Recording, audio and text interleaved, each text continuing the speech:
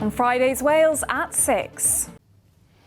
Good evening. It's been one of the biggest health trends of the year, so-called skinny jabs. Drugs like Mounjaro and Wegovy have helped many people lose significant amounts of weight. But with NHS access limited, most patients are turning to private providers. And tonight, GPs say the current system is unsatisfactory. They may not be prescribing the drugs themselves, but say hours of their time is being taken up every week dealing with paperwork for private companies. Our national correspondent Rob Osborne has been investigating. Apologies, we're having some issues with the microphone, but we'll hopefully come back to Rob. For now, 3 people have died and another has been left seriously injured after a crash in Powys. A man accused of murdering a teenage girl in Blackwood will be assessed by doctors to see if he's fit to plead. Next tonight, claims that thousands of patients in West Wales are struggling to get appointments with their GPs. Residents and local politicians in Pembroke and Pembroke Dock say more needs to be done at the Argyll Medical Group, which is the second largest GP surgery in Wales. Lewis Rhys-Jones has more.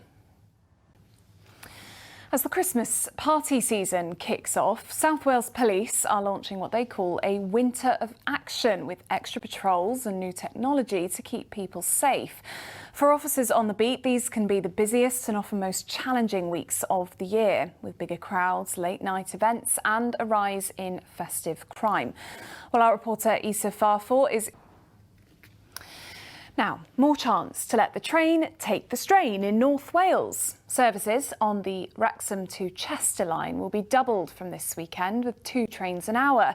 It's part of an £800 million spend, which will also boost services from Wrexham to Liverpool. The Welsh Government says it'll give more people a chance to use rail instead of roads. Ian Lang reports.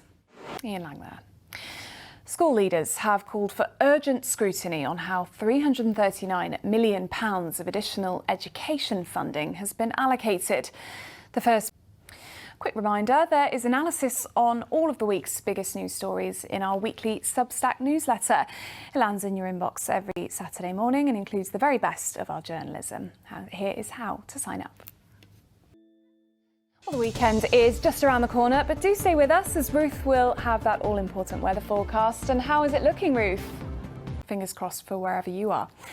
An all-female choir from across South Wales is preparing for its first festive showcase event. The Hear Her Voice choir will team up with the Risker male choir at Newport Cathedral next week. They've been busy practicing, but have also found the time to fundraise for Velindre Cancer Centre. Our reporter Mike Griffiths has been along to one of the rehearsals.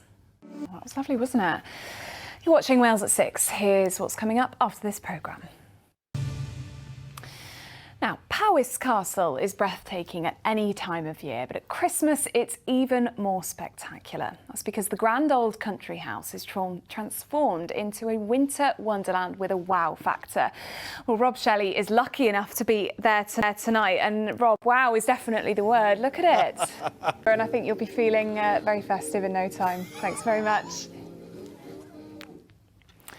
Well, from the bright lights of Powys Castle to another landmark that's looking festive, but this one is in Cardiff, and Ruth is at Butte Park in the city centre, and it's looking lovely and colourful there as well, Ruth. Always with you, Ruth. Thanks very much. And that's it. Hannah Thomas will have your late update after news at 10, but from all the Wales at 6 team, have a lovely weekend. Bye-bye.